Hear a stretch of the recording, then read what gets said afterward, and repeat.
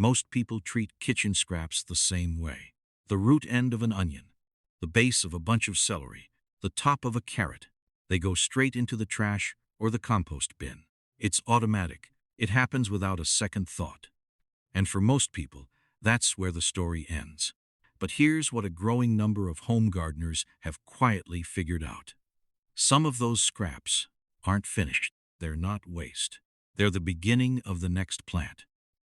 And in several cases, they'll keep producing food for months or even years from a single piece you were about to throw away. The scraps in today's video can be regrown in water, in soil, or directly in a container with almost no setup.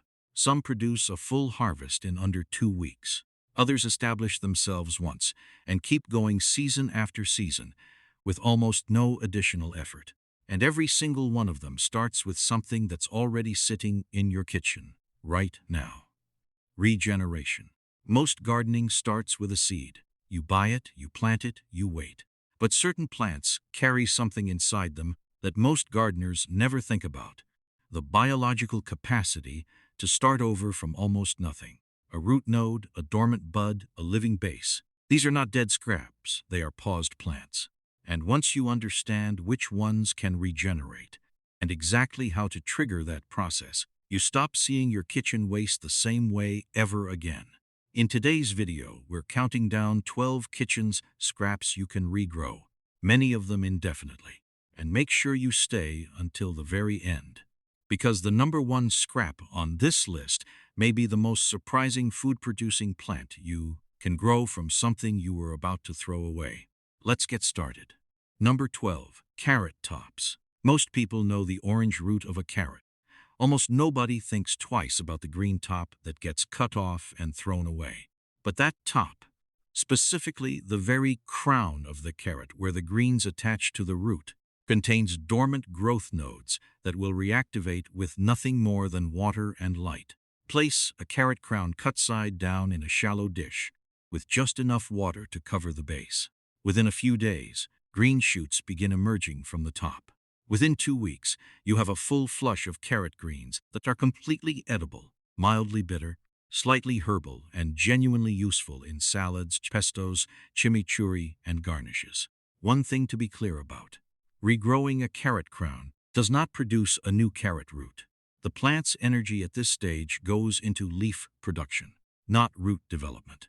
What you're harvesting is the greens, which most American home cooks discard without realizing they're throwing away usable food. For gardeners who want to go further, carrot crowns planted into moist pot micas will eventually flower and produce seeds, which can be saved and planted for a future root crop. It's a longer process, but it turns one carrot into a renewable seed source. A kitchen scrap that becomes next season's garden. That's not waste, that's a system. Number 11. Celery. When you buy a bunch of celery and cut the stalks away, most people discard the base without a second look. But place that base cut side up in a shallow bowl with about an inch of water near a bright window, and within 3 to 5 days, new growth begins pushing up from the center. Within 2 weeks, that growth becomes recognizable celery. Small, tender inner stalks with the same flavor as the bunch you bought. At that point, you can harvest the young growth directly for soups and salads, or transplant the base into a container where it continues developing for months. Celery grown this way won't always reach grocery store size without consistent feeding. But the inner stalks and leaves it produces continuously are flavorful, fresh, and free. For a vegetable that costs $3 to $4 a bunch at most U.S. grocery stores, regrowing from the base every single time you buy one adds up faster than most people expect. Number 10. Romaine lettuce. When you cut romaine leaves away from the head, that short, dense base left on the cutting board still has an active growing point. Place it in a bowl with half an inch of water on a bright windowsill. Within 2 to 3 days, new leaves emerge from the center. Within a week, you have small but fully formed lettuce ready to harvest. The regrowth cycle works best for the first 1 or 2 rounds before leaf quality begins to decline. The practical approach is simple. Start a new base whenever you buy or harvest a head. So there's always one at some stage of regrowth on the windowsill. A continuous rotation costs nothing and produces fresh greens almost continuously. One note for U.S. gardeners. This works reliably with romaine, butterhead, and loose-leaf varieties. Iceberg's dense core doesn't regenerate as consistently. Stick with the leafier varieties and the results are dependable every time. Number 9. Ginger. Most American home cooks buy ginger, use part of it, and let the rest slowly shrivel in the back of the refrigerator. What almost nobody realizes is that a piece of ginger root with even a small visible bud on its surface is a fully viable planting piece that will produce a new ginger plant. Ginger reproduces through rhizomes, the knobby, branching underground stems that are the part we eat. Each bump or node on the surface of a ginger rhizome is a potential growth point. When you bury a piece of ginger with a visible bud just below the surface of moist potting mix in a container, that bud activates and begins pushing a shoot upward within 2 to 3 weeks. Ginger grows well in containers across most of the U.S. as a warm season crop, preferring indirect light, consistent moisture, and temperatures above 50 Fahrenheit. In USDA zones 8 through 11, it can be grown outdoors year-round. In colder zones, it thrives in containers that can be brought indoors before frost. The harvest timeline is longer than most scraps on this list. Ginger takes 8 to 10 months to reach full maturity. But what you harvest is a full rhizome, multiple times the size of what you planted. And because you can always leave part of the rhizome in the soil and let it continue growing, a single kitchen scrap piece of ginger can become a plant that provides fresh ginger indefinitely. Few kitchen scraps offer that kind of long-term return. Number 8. Potatoes. A potato that has sat in the pantry long enough to sprout, growing those pale, knobby shoots from the eyes, is not a potato that has gone bad. It is a potato that has already started the process of becoming the next generation of plants. Each sprout, called a chit, grows from a dormant eye on the potato's surface.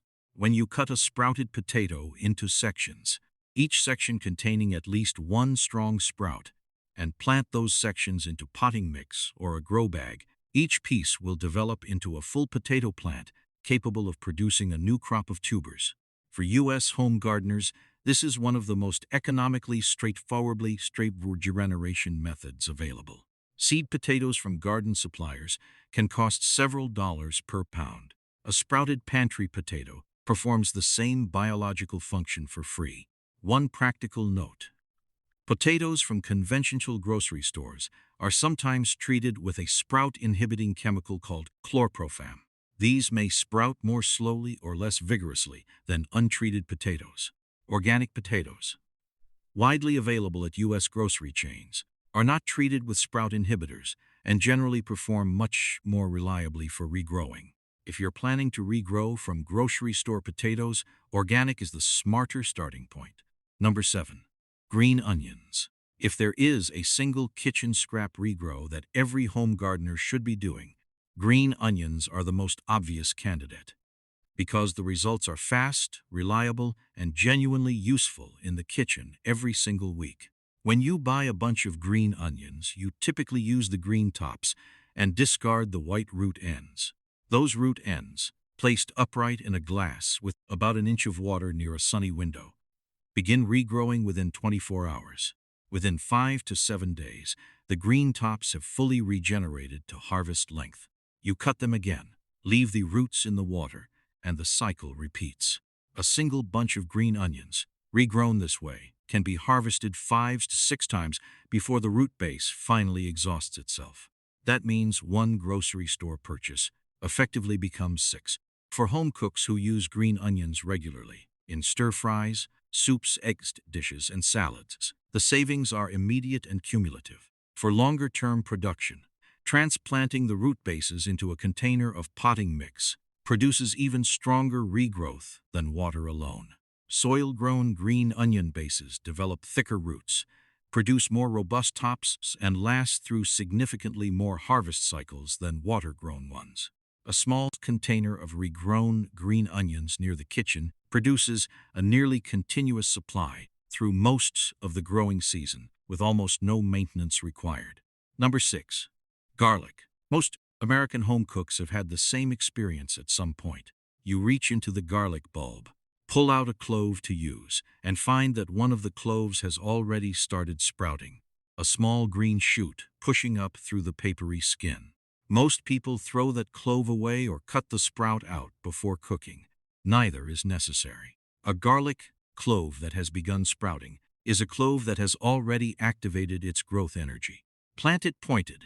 End up in a container of well-draining potting mix about 2 inches deep, and that energy continues developing into a full garlic plant, given the right conditions. Full sun, consistent but not excessive moisture, and loose, fertile soil. A single sprouted clove will produce a full garlic bulb in approximately 8 to 9 months. For U.S. gardeners who plant in fall, the standard timing for hardneck varieties across most of the country, a sprouted clove discovered in October or November is already timed almost perfectly for planting.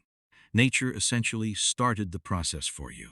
Even if full bulb development isn't the goal, garlic planted in a container produces green garlic shoots, young, mild, and intensely flavorful, that can be harvested like green onions within a few weeks of planting.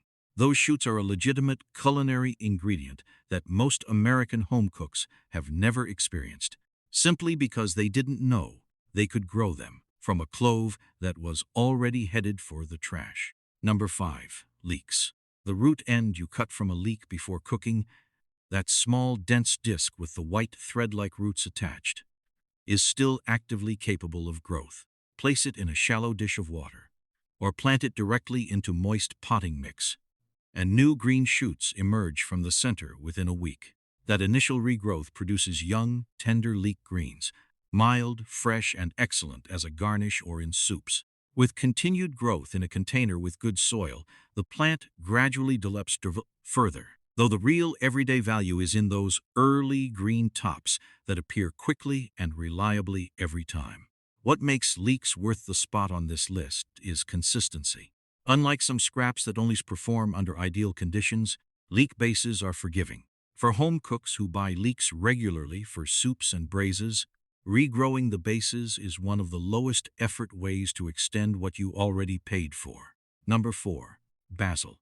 Basil is one of the most purchased fresh herbs in American grocery stores, and also one of the most wasted, because the bunches sold in most stores include far more than any single recipe uses, and the leftover stems wilt within days in the refrigerator. But a basil stem with at least 2 leaf nodes on it is not a wilting ingredient. It's a cutting, and cuttings root in water with almost no effort. Strip the lower leaves from a 4 to 6 inch basil stem, leaving only the top 2 sets of leaves intact. Place the stem in a glass of water on a bright windowsill, not in direct, harsh sunlight, which can stress cuttings, but in strong, indirect light. Within 7 to 10 days, white roots begin growing from the nodes below the waterline. Once those roots reach about an inch in length, the cutting is ready to transplant into potting mix. That transplanted cutting becomes a full basil plant, identical in variety and flavor to the original bunch you bought. It produces harvestable leaves within 2 to 3 weeks of transplanting, and, with regular harvesting and pinching, continues producing through the entire warm season. For U.S. home cooks who buy fresh basil regularly for pasta, pizza, salads, and sauces, this method turns one grocery store purchase into a renewable plant that lasts all summer. The cost of a $3 bunch of basil becomes the cost of a full season of fresh herbs. That's a return most gardeners don't expect from a windowsill glass of water and a leftover stem. Number 3. Onions. Cut the bottom ½ inch from any onion, that papery root disc, and place it cut side up in a shallow dish with just enough water to keep the base moist. Within 3 to 4 days, green shoots emerge. Within 10 days, they're 2 to 3 inches tall and fully harvestable as green onion tops, carrying the full, pungent character of whatever onion variety they came from. Planted into potting mix instead of water, an onion base develops once more vigorously and lasts through significantly more harvest cycles. Given a full growing season, it can develop into a new bulbing onion. Though for most home cooks, the real value is simpler than that. Every time you use an onion in the kitchen, the base goes into a dish on the windowsill instead of the trash. Within a week, fresh green tops are ready. Once that habit forms, it becomes completely automatic, and one of the most effortless food systems a home cook can run. Number 2. Sweet potatoes. Sweet potatoes are one of the most productive regrow scraps available to American home gardeners, and most people have no idea the process even works, because sweet potatoes don't reproduce the way regular potatoes do. A sweet potato doesn't sprout from eyes the way a russet or Yukon Gold does. Instead, it produces slips, long, leafy shoots that grow from the surface of the tuber when it's exposed to warmth and moisture. Each slip, once it reaches 3 to 4 inches in length, can be twisted off the tuber, placed in water to develop roots, and then transplanted into a container or garden bed where it grows into a full sweet potato vine capable of producing a new crop of tubers. To start slips from a store-bought sweet potato, suspend the tuber halfway in a jar of water using toothpicks, submerging the bottom half, leaving the top half exposed to air. Place it in a warm, bright location. Within 2 to 3 weeks, slips begin emerging. A single sweet potato can produce 10 to 20 slips, each of which becomes a separate plant. In U.S. growing zones 8 through 11, sweet potatoes can be grown outdoors through a full season. In zones 5 through 7, they require a long, warm period, at least 90 to 120 frost-free days, but with a head start from slips begun indoors in early spring, they're achievable across most of the country. One grocery store sweet potato, used as a slip producer, can generate enough plants to fill a large container, a raised bed, or a significant section of a garden, all from something that cost less than $1. We've reached the final entry, and it's the one that turns a piece of grocery store fruit into an entirely new tropical fruit-producing plant. And number 1 is the kitchen scrap that earns the top spot on this list: pineapple tops. Of all the scraps on this list, this is the one that surprises people the most. Not because it's complicated, because it seems impossible until you understand the biology, and then it becomes one of the most satisfying things you can grow at home. Every pineapple sold in American grocery stores carries a fully viable planting piece right at the top. That leafy crown you twist off before cutting the fruit is not decorative. It is a bromeliad, a living plant with its own root initiation capacity, and it will grow into a full pineapple plant from nothing more than the top of the fruit you were already going to eat. Twist the crown cleanly from the pineapple, removing it rather than cutting it. Peel away the lowest 2 to 3 rows of leaves to expose about an inch of the central stem. Let it dry in open air for 2 to 3 days. This prevents the cut end from rotting when it contacts moisture. Then either place the crown in a glass of water until roots develop, or plant it directly into well-draining potting mix in a container, burying just the exposed stem. Root development takes 3 to 6 weeks. Once rooted, the plant establishes and begins growing, slowly at first, with new leaves emerging from the center while the outer leaves gradually die back. This is normal. Pineapple plants grow on a long cycle, in a warm indoor environment, or in USTA, zones 10 and 11 outdoors. A pineapple crown takes approximately 18 to 24 months to produce its first fruit. That timeline surprises some people. But consider what you're actually doing. You paid for a pineapple. You ate it. And from the part that most people throw directly into the trash, you grew a tropical plant that eventually produces a full pineapple in a container on a patio or in a bright indoor space. No seed purchase, no nursery visit, no additional cost of any kind. Once that first pineapple is harvested, the plant produces side shoots called ratoons from the base. Each ratsoon can be separated and grown into a new plant that produces the next pineapple. A single grocery store crown, managed over time, becomes a self-perpetuating pineapple system. That's not a gardening trick. That's a genuinely different relationship with food. One that starts the moment you stop throwing the top away. Here at Easy Harvest Gardens, we believe the food growing process doesn't have to start at a seed rack or a nursery. Sometimes it starts at the kitchen counter, with something you've been discarding for years without realizing what it was actually capable of. Every scrap in today's video carries the same lesson. Plants are not finished when we think they are. A root end, a sprouted eye, a leafy crown. These are not waste products. They are starting points.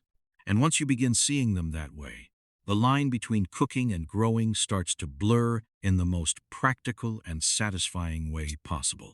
The gardeners who grow the most food are not always the ones with the most land or the biggest budgets. They're the ones who pay attention, who notice what's still alive on the cutting board, who understand that regeneration is not a gardening technique. It's something certain plants are simply built to do. If that approach to food growing is what you're here for, subscribe to Easy Harvest Gardens. Every video on this channel is built around the same idea.